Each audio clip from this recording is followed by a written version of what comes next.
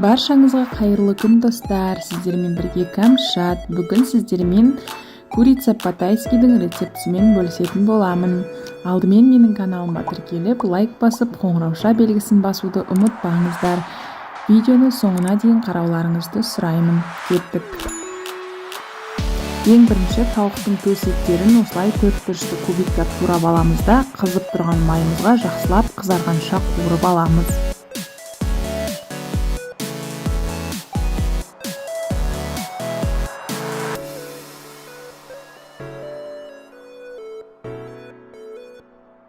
Содан кейін осындай бұрыштарымызды, пиязымызды және чесногымызды төрт бұрыштап тураймыз да, пиязбен бірінші чеснокты салып, тауық еттерімен қуырып аламыз.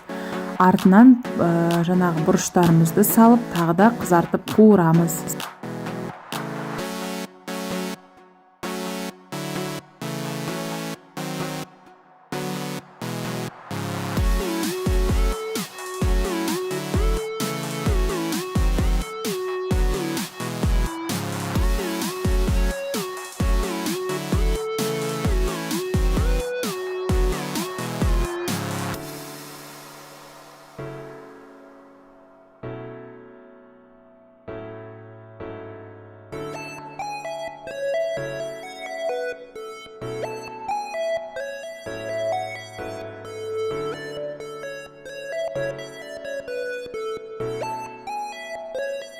Бұрыштарымызды жақсылап қуырып алғаннан кейін үстіне шамамен 1 стакан суымызды құйып, жақсылап 5 минуттай бұқтырып аламыз.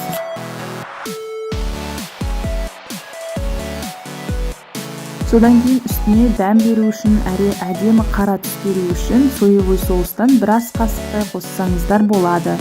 Суы тартылғанша енді жақсылап крышкасын жауып, қайтадан бұқтырып қоямыз. Осымен бізде оп-оңай курица по-тайский дайын болды. Гарнирға рис жасадым, қалауыңызша пюре немесе гречка жасасаңыздар да болады. Осы моментте балғын қияр қосуды ұмытпаңыздар. Мен қияр қосуды ұмытып кетіппін.